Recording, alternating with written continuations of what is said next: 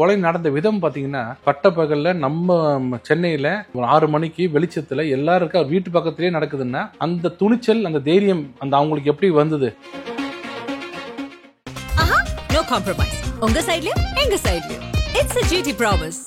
GT Holidays, South India's #1 travel brand. தமிழகம் தலைநிமிர தமிழனின் பயணம் என்ற முழக்கத்தோடு மக்கள் யாத்திரை செல்லும் தமிழக பாஜக தலைவர் நயினார் நாகேந்திரனின் தலைமையில் சென்னை மின்ட் மணிகுண்டு பகுதியில் வரும் 16ஆம் தேதி மாலை 5 மணிக்கு நடைபெறும் மாபெரும் பொதுக்கூட்டத்திற்கு அலைகடலாய் திரண்டுவாரின் வழக்கறிஞர் வி ரமேஷ், மாவட்ட பொதுச் செயலாளர், மத்திய சென்னை மேற்கு மாவட்ட பாஜக.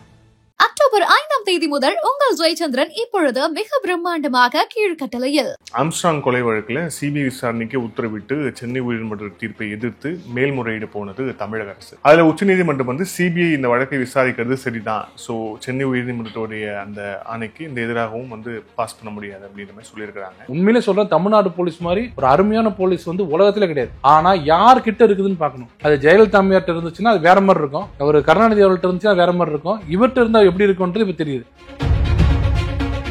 எந்த ஒரு தரப்புல எவ்வளவு பெரிய ஆளா இருந்தாலும் அவங்களும் இந்த விசாரணைக்குள்ள வருவாங்களா அப்படிங்கிற ஒரு எதிர்பார்ப்பு இருக்குதான் செய்யுது. சிபிஐ அது பண்ணணும்னு நினைக்கிறீங்களா? இல்ல, ஏன்னா இந்த கொலை நடந்த விதம் பாத்தீங்கன்னா பட்டப்பகல்ல நம்ம சென்னையில 6 மணிக்கு வெளிச்சத்துல எல்லாருக்கும் வீட்டு பக்கத்திலேயே நடக்குதுன்னா அந்த துணிச்சல் அந்த தைரியம் அந்த அவங்களுக்கு எப்படி வந்தது?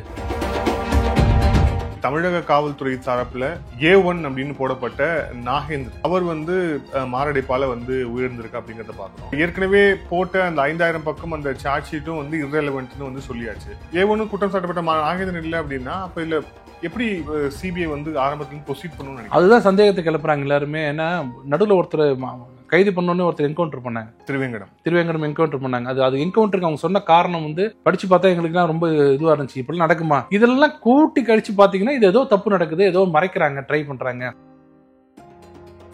முந்தானத்து கூட திருவண்ணாமலையில ஒரு பெண்ணை வந்து போலீஸ்க்கு 2 பேர் சேர்ந்து ரேப் பண்ணிருக்காங்க. போலீஸ்க்கு ஏன் இவ்வளவு ஒரு போக்கு வருது, மனப்போக்கு? நான் என்ன வேணாலும் பண்ணுவேன், என்ன யாரும் கேட்க முடியாதுன்னு சொல்ற போக்கு எப்படி? அது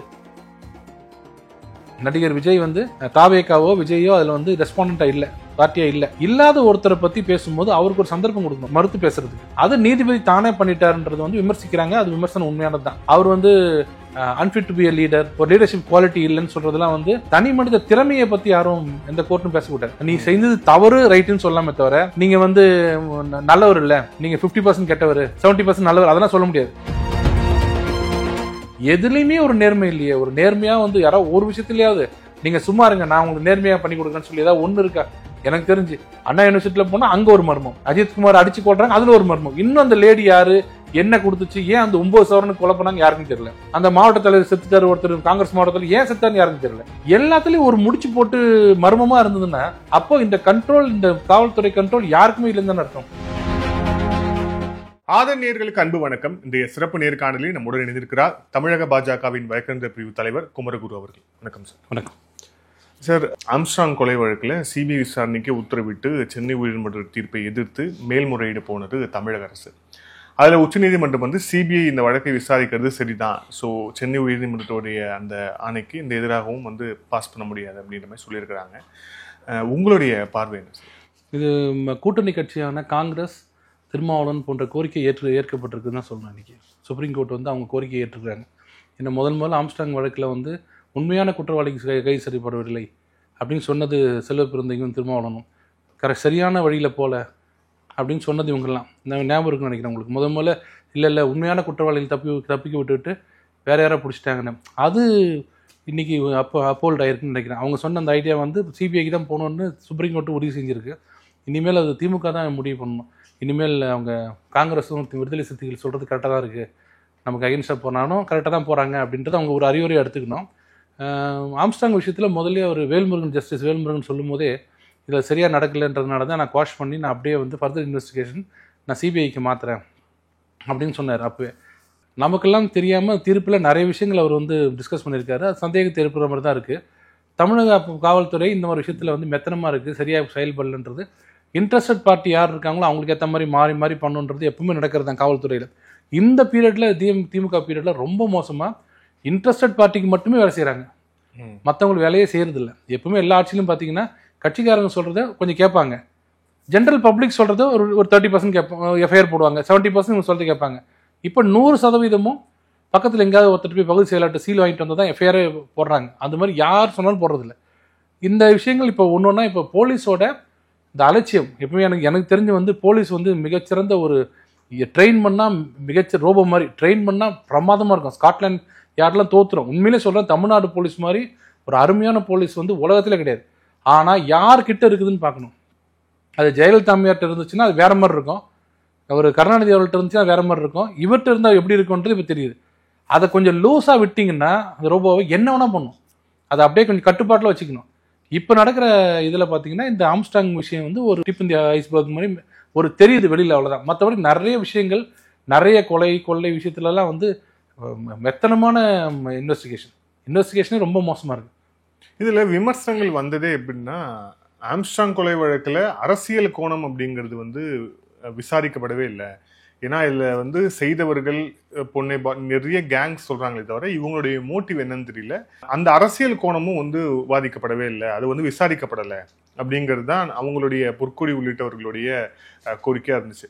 இப்போ சிபிஐ உள்ள வருது அப்படிங்கிற போது அந்த அரசியல் கோணம் விசாரிக்கப்படுமா? ஒருவேளை எந்த ஒரு தரப்புல எவ்வளவு பெரிய ஆளா இருந்தாலும் அவங்களும் இந்த விசாரணைக்குள்ள வருவாங்களா அப்படிங்கிற ஒரு எதிர்பார்ப்பு இருக்க தான் செய்யுது. சிபிஐ அது பண்ணணும்னு நினைக்கிறீங்களா? இல்லை, ஏன்னா இந்த கொலை நடந்த விதம் பார்த்தீங்கன்னா பட்டப்பகலில் நம்ம சென்னையில் 6 மணிக்கு வெளிச்சத்தில் எல்லாருக்கும் வீட்டு பக்கத்துலேயே நடக்குதுன்னா அந்த துணிச்சல், அந்த தைரியம் அந்த அவங்களுக்கு எப்படி வந்ததுன்னு எப்பவுமே ஒரு கூலிப்படை கொலை செய்ய சொன்னீங்கன்னா அவன் அந்த கூலிப்படை வந்து எவ்வளோ தனக்கு சேஃபான விஷயத்துல தான் பண்ணுவார். எல்லாரும் பண்ணுவாங்க, ஏன்னா எந்த காலத்திலும் மாட்டிக்கூடாதுன்னு, எப்பவும் மாட்டிக்காமல் பண்ணணும்னு தான் பண்ணுவாங்க. இந்த கொலை நடந்த விதத்தை பார்த்தீங்கன்னா நான் காப்பாற்றுறது, நான் இருக்கிற காப்பாற்றுறதுக்கு நீ போய் வெட்டு அப்படின்னு சொன்னால் ஒருத்தர் எப்படி வெட்டுவாங்களோ அது மாதிரி சாதாரணமான ஒரு மனிதர் இல்லை அவர். ஆம்ஸ்டாங்கிறது செல்வாக்குள்ள, அந்த ஏரியாவில் ரொம்ப செல்வாக்குள்ள ஒரு தலைவர், கட்சியோட மாநிலத்தில் இருக்கார். அவர் இந்த மாதிரி மர்டர் பண்ணணும்னு நினச்சாங்கன்னா முடிஞ்ச வரைக்கும் ரொம்ப சேஃபான பிளேஸ் தான், மோட்டில் தான் ப்ளே பண்ணுவாங்க. உங்களுக்கு தெரியும், அவுட்டரில் போகும்போது காரில் போகும், அதெல்லாம் ஒன்றும் இல்லை, நான் இங்கே உங்கள் வீட்டு முன்னாடியே நான் வந்து ஒன்று பண்ணுறேன் அப்படின்னு பண்ணுறது. அந்த தைரியம் யார் கொடுத்துருக்காங்கன்னா யாரோ ஒருத்தர் பின்னாடி இருந்து கொடுத்துருக்காங்க. ஒருத்தரோ 2 பேரோ பல பேரோ தெரியாது. அதை இங்கே மறைச்சு சில பேரை மட்டும் ஜெயிலில் வைக்கிற மாதிரி அவங்க வீட்டில் அவங்க மனைவி சொல்கிறாங்க. எங்கள் கணவருக்கு வந்து நிறைய இடத்துல எதிரிகள் இருக்காங்க, ஆனால் இவங்க எல்லாம் சுருக்கி ஒரு பக்கம் மட்டுமே கொண்டு போய் முடிச்சிடுறாங்க. அது இல்லைங்கிறது அவங்களோட வாதம். அது வந்து உயர்நீதிமன்றம், சென்னை உயர்நீதிமன்றம் ஏற்றுக்குச்சு. இன்னைக்கு வந்து சுப்ரீம் கோர்ட்டில் சொன்னது வந்து ஒரு மிகப்பெரிய ஒரு அடிதான். திமுக அரசுக்கு ஒரு யுவர் இன்எஃபிஷியன்ட் இன்வெஸ்டிகேட்டிங் ஆஃபீஸர்ன்றது ஓப்பனாக சொல்லிட்டாங்க, நாங்கள் அங்கே மாற்றிக்கிறோம் அப்படின்னு. ஆனால் இந்த கேஸில் வந்து தமிழக காவல்துறை சார்பில் A1 அப்படின்னு போடப்பட்ட நாகேந்திரன் அவர் வந்து மாரடைப்பால் வந்து உயர்ந்திருக்கு அப்படிங்கிறத பார்க்குறோம். ஸோ இப்போ இந்த ஏற்கனவே போட்ட அந்த 5000 பக்கம் அந்த சார்ஜ் ஷீட்டும் வந்து இர்ரெலவெண்ட்னு வந்து சொல்லியாச்சு. அப்போது இப்போது A1 குற்றம் சாட்டப்பட்ட நாகேந்திரன் இல்லை அப்படின்னா அப்போ இல்லை எப்படி சிபிஐ வந்து ஆரம்பத்துலேருந்து ப்ரொசீட் பண்ணணும்னு நினைக்கிறேன். அதுதான் சந்தேகத்தை கிளப்புறாங்க எல்லாருமே. ஏன்னா நடுவில் ஒருத்தர் கைது பண்ணோன்னே ஒருத்தர் என்கவுண்டர் பண்ணாங்க, திருவேங்கடம் என்கவுண்டர் பண்ணாங்க. அது என்கவுண்டருக்கு அவங்க சொன்ன காரணம் வந்து படித்து பார்த்தா எங்களுக்குலாம் ரொம்ப இதுவாக இருந்துச்சு. இப்படிலாம் நடக்குமா அப்படின்னு. கரெக்டாக ஒரு இடத்துல ஒரு பாத்ரூம் வருதுன்னு சொன்னார், அந்த இடத்துல இறங்கி போகும்போது உள்ளேருந்து கன் எடுத்தார். இதெல்லாம் என்கவுண்டரில் சில இதெல்லாம் சொல்லுவாங்க, இது ரொம்ப ஓவராக இருந்தது.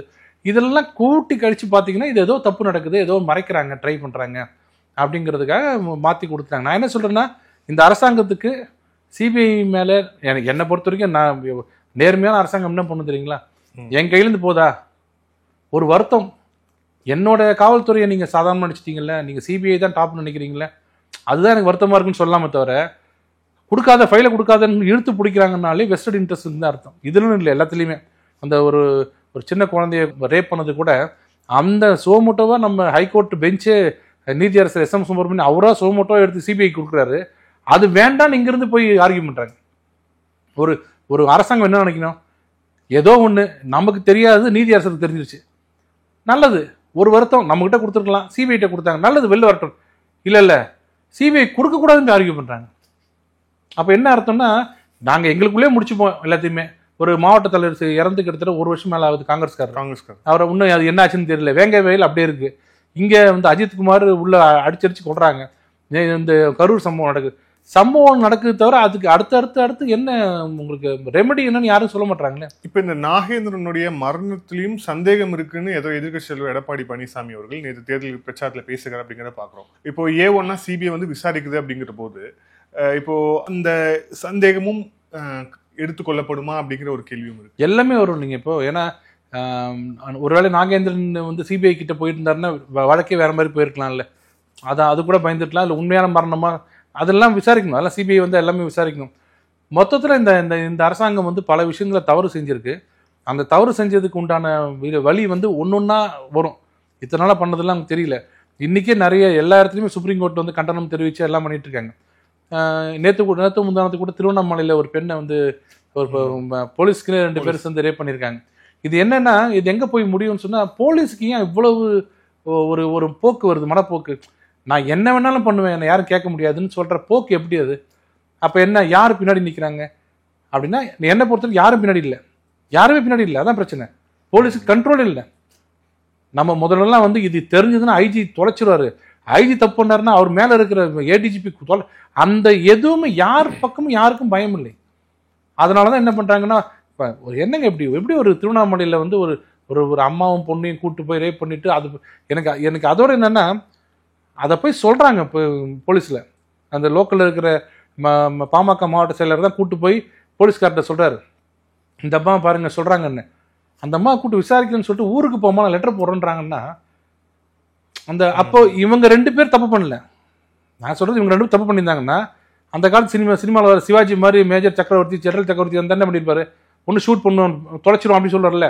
அப்போ அதுக்கு மேலே ஒருத்தர் இருக்கார். அவர் என்ன பண்ணுறாரு, இதுதானே நான் கூட பயந்துட்டேன், நான் கூட ட்விட்டரில் ஏதோ போட்டாங்க ஸ்டாலினை பற்றி நினச்சேன், இது ரேப்பு தானேப்பா, இது ரேப்புக்கு நான் ஊருக்கு அனுப்பிச்சிட்டு ஒரு 10 நாள் பொறுத்து லெட்டர் போட்டு கூப்பிட்டுக்கலான்னு அங்கே ஒரு அதிகாரி சொல்கிறார்.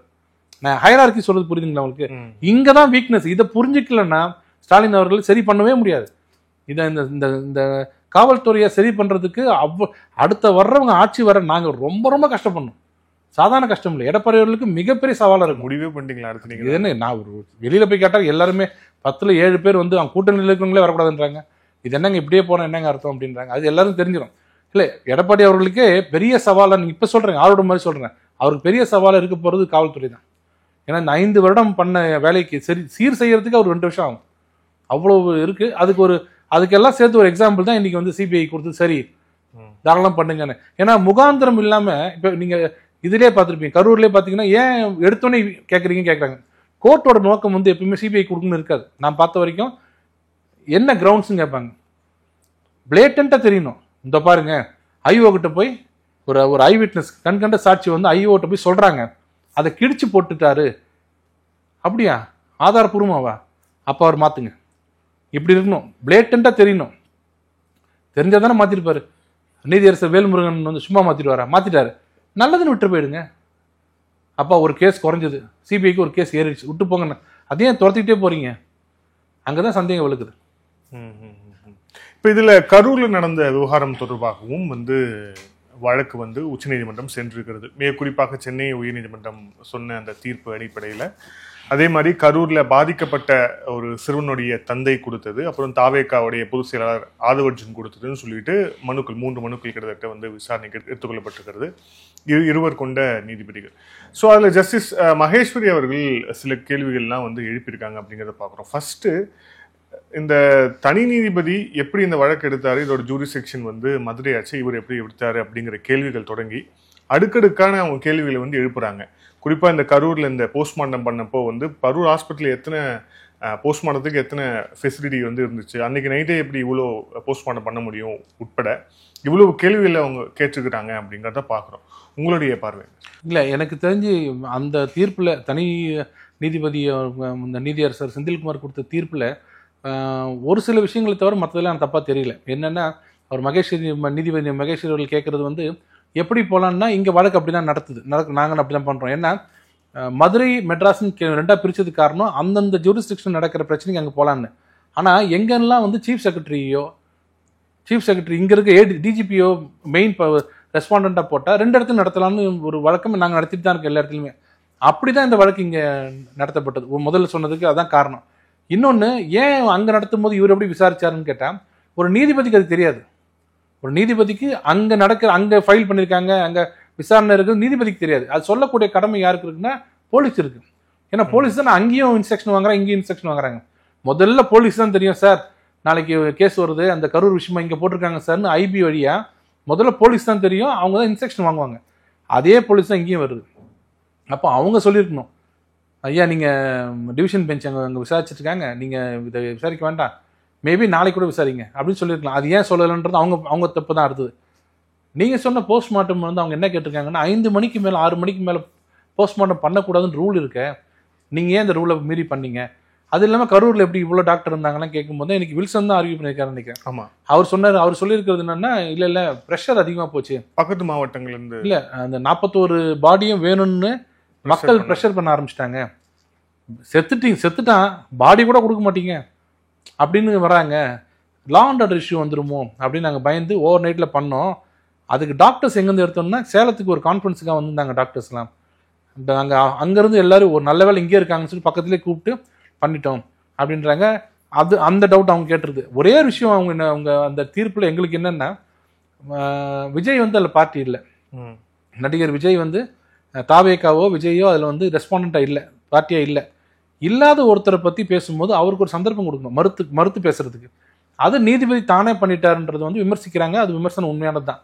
அவர் வந்து unfit to be a leader, ஒரு லீடர்ஷிப் குவாலிட்டி இல்லைன்னு சொல்கிறதுலாம் வந்து அவர் கேட்டுட்டு அவர் ஒரு கவுண்டர் ஃபைல் பண்ணி நான் அதை ஏற்றுக்க மாட்டேன், நீங்கள் லீடர்ஷிப்பே கிடையாதுன்னு சொல்கிறது உரிமை உண்டு. அது கூட தனி மனித திறமையை பற்றி யாரும் எந்த கோர்ட்டும் பேசக்கூடாது. நீ செய்தது தவறு ரைட்டுன்னு சொல்லாமே தவிர, நீங்கள் வந்து நல்லவர் இல்லை, நீங்கள் 50% கெட்டவர் 70% நல்லவர் அதெல்லாம் சொல்ல முடியாது. அது கணக்கு முன்னாடி என்ன கேஸ் இருக்குது கரெக்டாக தப்பான்னு சொல்ல முடியும். அவர் நைட்டு அங்கே தங்கியிருக்கணும், அவர் அங்கே வந்து விட்டுட்டு வந்துடக்கூடாது, அந்த மாதிரி விஷயங்கள்லாம் வந்து தவிர்த்துருக்கலான்றது எங்களை மாதிரி வழக்கறிஞர்களோட கருத்தாக தான் இருந்தது. அதுதான் அவங்களும் இன்னைக்கு சுப்ரீம் கோர்ட்டு அதான் சொல்லியிருக்காங்க. அதனால அதெல்லாம் தவிர்த்துருக்கலாம். மற்றபடி இந்த கேஸில் வந்து நோட்டீஸ் போயிட்டு எல்லாம் வர்ற வரைக்கும் இன்ட்ரி மார்ட் ஒன்றும் இது வரைக்கும் கொடுக்கல. கொடுத்தாங்கன்னா எஸ்ஐடிக்கு ஸ்டே கொடுத்தாங்கன்னா தான் அடுத்தது போவோம். இன்னொரு விஷயம் ஒன்று கேட்டாங்க, எஸ்ஐடி கேட்கவே இல்லை, ப்ரேயர்லேயே கேட்கல, ப்ரேயர்லேயே அவங்க கோரிக்கையிலேயே வந்து எஸ்ஐடி கேட்கல. அவங்க வந்து என்ன சொன்னாங்கன்னா, நீங்கள் வந்து இது பண்ணுங்க, ப்ரோப் பண்ணுங்க, நீங்கள் சிபிஐ கொடுங்க, எதாவது கொடுங்கன்னு தான் கேட்டாங்களே தவிர அவங்க எஸ்ஐடி கேட்கல. நீங்களாம் ஏன் எஸ்ஐடி போட்டீங்க அப்படின்னு கேட்டிருக்காங்க. இதெல்லாம் வந்து வரம்புக்கு உட்பட்டது தான். அது நீதியரசருக்கு எல்லாம் அந்த பவர்ஸ் எல்லாம் உண்டு. ஏன் கொடுத்தாருன்னு கேட்கும்போது அது பதில் அவங்க தான் சொல்லணும். ஸோ ப்ரேயர் இல்லாத விஷயத்த கூட வந்து நீதிபதி அது அவங்களுக்கு ஃபுல் அது என்னன்னா பவர்ஸ் இருக்கு. ஒரு ஒரு ஒரு சந்தேகம் கேட்குறாங்க இந்த சுப்ரீம் கோர்ட்ல. என்ன கேட்குறாங்கன்னா, ஏன் அது பண்ண வேண்டிய அவசியம் என்ன? ஏன்னா தனி நபர் ஆணையம் ஒன்று நடந்துட்டு இருக்கு. அருணா ஜெகதீசன் நீதிபதி அவர் தலைமையில் அவங்க தலைமையில் நடந்துட்டு இருக்கு. அது நடந்துட்டு இருக்கும்போது போலீஸ் விசாரணை நடந்துட்டு இருக்கு. போலீஸ் விசாரணையும் நடந்துட்டு இருக்கு. எஃப்ஐஆர் போட்டு அவங்க விசாரணை பண்றாங்க. இதுல எஸ்ஐடி எதுக்கு நடுவில் 3 பேர் விசாரிக்க வேண்டியது இல்லைல்ல.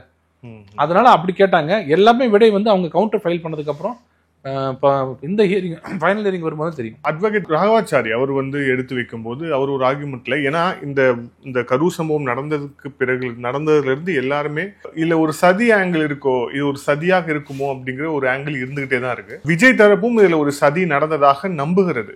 ஸோ இப்போ அவர் சொல்லும்போது, இப்போ இந்த இன்சிடென்ட் வந்து நடக்கிறதுக்கு முன்பாகவே விஜய் வந்து கிட்டத்தட்ட 7 மணிக்கு தான் அங்கே போய் ரீச் ஆகிறார் அப்படின்னா, சமூக வலைதள பதிவில் திமுகவுடைய ஒரு நிர்வாகி அவர் வந்து 3:30 மணிக்கு சோசியல் மீடியாவில் கரூரில் இந்த மாதிரி ஸ்டாம்பேட் நடக்க போகுது அப்படின்னு எப்படி அவர் போட்டாரு அப்படின்னு ராகவாச்சாரி அவர்கள் கேள்வி கேட்கிறார். அதே மாதிரி அதிமுகவுக்கு அந்த வேலுசாமிபுரத்தில் வந்து பிரச்சாரத்தை வந்து மறுத்த காவல்துறை வந்து எப்படி விஜய்க்கு வந்து கொடுத்தாங்க அப்படிங்கறது அந்த ஏடிஎம்கே சொன்ன அந்த வாதத்தையும் அவர் முன்வைக்கிறார் அப்படிங்கிறத பார்க்குறோம்.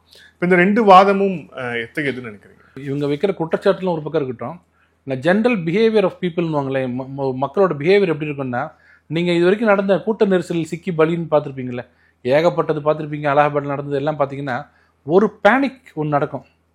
ஒரு ஏதாவது ஒரு இடத்துல வந்து ஒரு அச்சுறுத்தல் வந்தால் தான் அங்கே ஸ்டாம்பீட் நடக்கும். நீங்கள் நின்றுட்டே இருக்கும்போது நசுக்கி ஒருத்தர் மூச்சு வாங்க முடியல கூட, என்னால் மூச்சு வாங்க முடியலன்னா 2 பேர் தள்ளி நிற்பாங்க. இல்லை கீழே விழுந்தா கூட ஒருத்தர் தூக்கி விட்டுருவாங்க. இப்போ பார்த்தீங்கன்னா தெரியாமல் இடையில விழுந்தா கூட எல்லாரும் அப்படியே தள்ளி அவரை தூக்கி விட்டு அப்புறம் ஒன்றா சேருவாங்க. இது நார்மல் நடக்குது. எங்கே ஸ்டாம்பீட் நடக்கும் அப்படின்னா, இங்கே மட்டும் இல்லை, உலகத்தில் எங்கே நடந்தாலும் சரி ஒரு பயம் ஒரு இருந்தால் தான். தியேட்டருக்குள்ளே தீ பிடிக்க ஆரம்பிக்கும். தீ பிடிக்கிறது வர்ற பாதிப்பை விட அதை பார்த்து வெளியில் ஓடுறாங்கல்ல மக்கள், அப்போ பார்த்தீங்கன்னா கீழே ஒருத்தன் விழுந்துருப்பான்.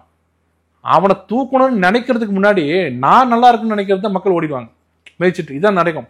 இந்த விஷயத்தில் எனக்கு தெரிஞ்சு 41 விஷயத்தில் எல்லாரும் சொல்கிற ஒரு சந்தேகம் எல்லாருக்குமே சொல்கிறாங்க. அது எல்லாத்தோட ஒரு பொண்ணு அம்மாவே அப்போ இழந்த ஒரு சின்ன பொண்ணு, ஒரு 15 வயசு பொண்ணு, எங்கள் நிர்மலா சீதாராமன் நிதியமைச்சர் போயிருக்கும் போது அவங்கள்ட்ட அந்த பொண்ணு பேசின விதம் பார்த்தேன். அறப்போங்க எல்லாம் போச்சு, இனிமேல் நீங்கள் வந்து என்ன பண்ணணும் விரக்தியில் பேசி அந்தமோ அப்படியே கேட்டு இருந்தாங்க. அப்போ அந்த பெண் அந்த சொல்லுது, எப்படி மேடம் வாயில் வந்து குத்தன மாதிரி ரத்தம் வரும் அப்படின்னு அந்த பொண்ணு சொல்லுச்சு. நாம் சொல்லல, அந்த பொண்ணு பேட்டி ஹாஸ்பிட்டலில் ரொம்ப மாதிரி மனம் உடைஞ்சு, அதாவது கடைசி இது என்ன வாழ்க்கையே போ அப்படின்ற மாதிரி இருக்கும். அப்போ சொன்ன வார்த்தைகள் சொல்கிறேன், ஏன்னா அதுல இருந்து உண்மையாக இருக்குமோன்னு சொல்கிறேன். நான் பார்த்தேன் மேடம், நிறைய பேருக்கு வந்து நீங்கள் வாயில் குத்துனா எப்படி ரத்தம் வரும், இங்கெல்லாம் குத்திருக்காங்க, அடிச்சிருக்காங்க மேடம், அது எப்படி மேடம் அடிக்க முடியும், அதனால தான் மேம் எல்லாம் ஓடினாங்க அப்படின்னு சொல்கிறதுக்கும் இப்போ நான் சொன்னதுக்கும் கனெக்ட் பண்ணி பாருங்களேன், கரெக்டாக இருக்கும். யாரோ ஒரு கும்பல் உள்ள அந்த அந்த இதுதான் அந்த பேனிக் உருவாக்கி. ஆமாம், ஒன்றும் இல்லை, பாம்பு உள்ள வந்துட்டுங்க அந்த இடத்துல, அந்த கூட்டத்தில் ஒரு பாம்பு உள்ள வந்துச்சு வச்சுங்களேன், நானும் நீங்கள் யாராக இருந்தாலும் சரி ஒன்றும் முடியாது, கண்ட்ரோல் பண்ண முடியாது. ஏன்னா தான் காலில் மிச்சிருமோன்னு சொல்லிட்டு குதிக்க குதிக்க ஓட ஓட தடுக்கி ஒருத்தர் விழுந்தாங்கன்னா யாருக்கும் ஒன்றும் தெரியாது, அவங்க மேலே மிதிச்சு தான் போவாங்க. அப்போ அந்த பொண்ணு என்ன சொல்லணும், ஏதோ ஒரு ட்ரிகர் வந்து நடந்திருக்கு, அந்த ட்ரிகர் யாருன்னு கண்டுபிடிக்கணும்னு அந்த பொண்ணு சொல்லுது. அதெல்லாம் சேர்ந்து தான் இந்த இந்த இந்த இவ்வளவு சந்தேகங்களை வலுக்குதுன்னு சொல்றதுக்கு காரணம் சொல்றேன். ஓகே, ஸோ இப்போ இதில் இப்போ நம்ம ரெக்கார்டிங் போகிற வரைக்கும் நம்ம இன்னும் அவங்க வந்து ஆர்டர்ஸ் வந்து பாஸ் பண்ணல, ஆர்டர்ஸ் ரிசர்வில் தான் இருக்குது. இப்போ இதில் வந்து சிபிஐ விசாரணைக்கு வாய்ப்பு இருக்குன்னு நினைக்கிறீங்களா? ஏன்னா ஒரு பக்கம் ஆணையம், இன்னொரு பக்கம் அஸ்ராகர் தலைமையிலான ஒரு எஸ்ஐடி, அவங்களும் விசாரணை ஆரம்பிச்சிட்டாங்க, இவங்களும் விசாரணை வந்து தொடங்கிட்டாங்க, 2 பேருமே தொடங்கிட்டாங்க, நடந்துகிட்டு இருக்கு அப்படிங்கிறத பார்க்குறோம். இப்போ இவங்க எழுப்பியிருக்கக்கூடிய சந்தேகம் நியாயமாக இருந்தால் பட்சத்தில், நீதிபதி ஏற்றுக்கொள்ளும் பட்சத்தில் சிபிஐ விசாரணை வருவதற்கான வாய்ப்பு இருக்குன்னு நினைக்கிறீங்களா? இது எப்போ இருக்குன்னு வாய்ப்பு எப்போ வரும்னு சொன்னீங்கன்னா, இவங்க 2 பேரில் யாராவது ஒருத்தர் அறிக்கை தாக்கல் பண்ண, ஏன்னா இது மற்ற வேங்கை வயன்மெல்லாம் பெண்டிங் வைக்க முடியாது, இது 1 வருஷம் 2 வருஷம் வச்சிருக்க மாட்டாங்க, ஏன்னா சென்சிட்டிவான விஷயம் தெரியும். இது மிஞ்சி போனால் 1 மாதம் 1.5 மாதம் 2 மாதம் முடிச்சிருவாங்க. அப்படி அவங்க கொடுக்கும் பட்சத்தில் அவங்க கொடுக்குற அறிக்கை இருக்குல்ல, அதை பெருஸ் பண்ணி பார்க்கும்போது பிளேட்டன்ட் எரர் எதாவது இருந்துச்சுன்னா, பார்த்த உடனே இது தப்பாக இருக்குன்னு தெரிஞ்சதுன்னா, சரியில்லை இதை ஏற்றுக்க முடியாது எங்களால், நீங்கள் சிபிஐக்கு மாற்றுங்கன்னு சொல்கிறது வாய்ப்பு இருக்குது. இந்த ஸ்டேஜில் நடுவில் இருக்கிற ஸ்டேஜில் போய் சிபிஐ கொடுங்க அப்படின்னு சொல்கிறதுக்கு வாய்ப்பு ரொம்ப குறைவு. ஏன்னா அங்கே ஒன்றும் எதுவும் தப்பாக ஒன்றும் இது வரைக்கும் ஒன்றும் பண்ணலை, எல்லாத்துக்கும் பதில் சொல்ல ஆரம்பிச்சிட்டாங்க. அது 41 பேர் போஸ்ட்மார்ட்டம்ன்றது ஓகே.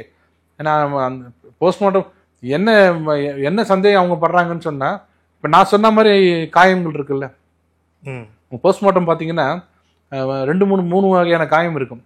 அதாவது கிழிஞ்ச காயம்னு ஒன்று இருக்கும், குத்துன காயம்னு ஒன்று இருக்கும், சிதஞ்ச காயம்னு இருக்கும். சிதஞ்ச காயம்ன்றது வந்து நீங்கள் குத்தினாலோ, கண்ணிய காயம்னு ஒன்று இருக்குது. இப்போ 4 ஏகப்பட்ட வெரைட்டி இருக்குது.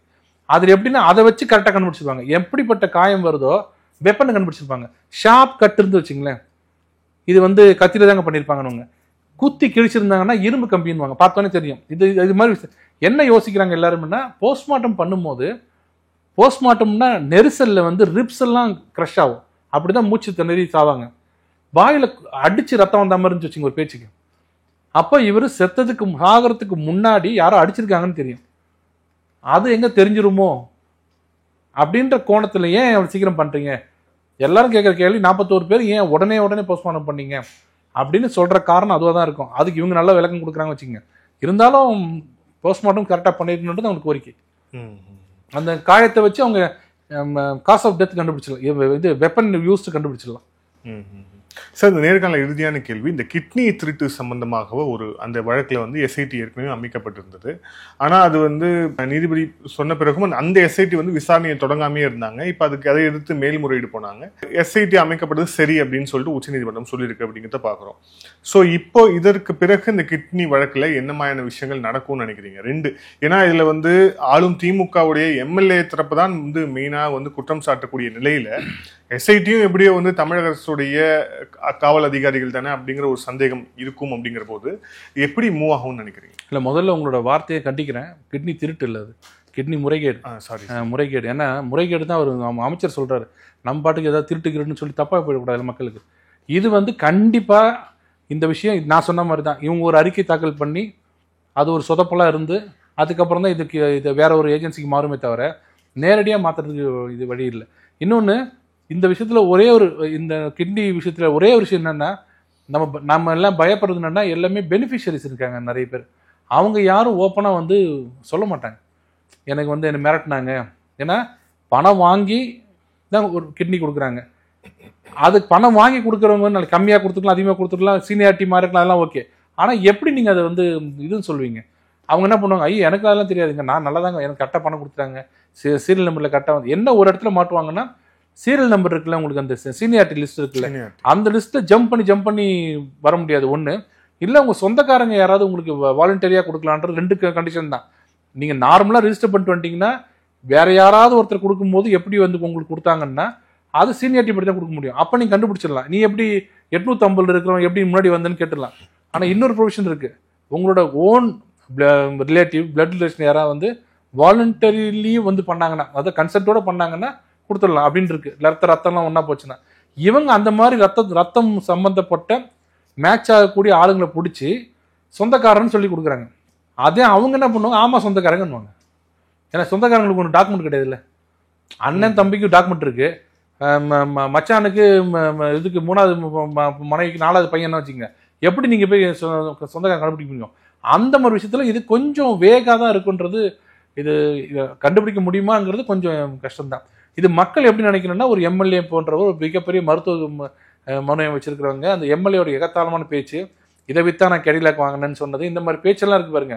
அதை மட்டும் நீங்க புரிஞ்சுக்கிட்டு மக்கள் வந்து இப்படிதான் ஒரு ஆட்சி நடக்குது, எதுலையுமே ஒரு நேர்மை இல்லையே, ஒரு நேர்மையா வந்து யாராவது ஒரு விஷயத்துலயாவது நீங்க சும்மா இருங்க, நான் உங்களுக்கு நேர்மையா பண்ணி கொடுக்குறேன்னு சொல்லி ஏதாவது ஒண்ணு இருக்கா?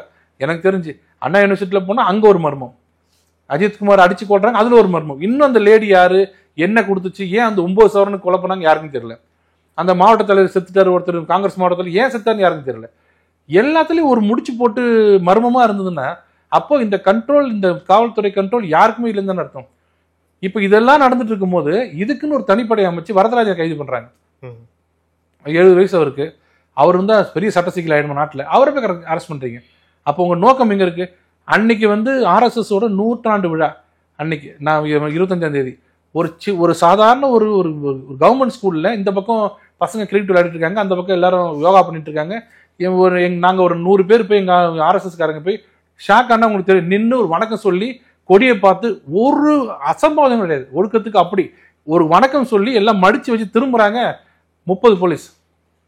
என்னன்னு கேட்டா, ட்ரெஸ்பஸ் பண்ணிட்டீங்க கவர்மெண்ட் ஸ்கூலுக்குள்ள, என்ன இங்க எங்க வால் எங்க இருக்குன்னா வாலே இல்லை, இல்லை ஓட்டதான், யாருன்னு உள்ள இருந்து போலாம், ட்ரெஸ்பஸ் பண்ணிட்டீங்கன்னு அரெஸ்ட் பண்ணி கிட்டத்தட்ட ஒரு நாள் ஃபுல்லா ஒரு மண்டபத்தில் வச்சிருந்தாங்க. அன்னைக்கு தான் நான் பார்த்தேன், மனசு வெதும்பி போய் சொல்றேன், வந்து பார்த்தேன் 2 AC, 2 இன்ஸ்பெக்டர், 3 SI, ஒரு லேடி SI, 2 எல்லாம் உட்காந்துருக்காங்க.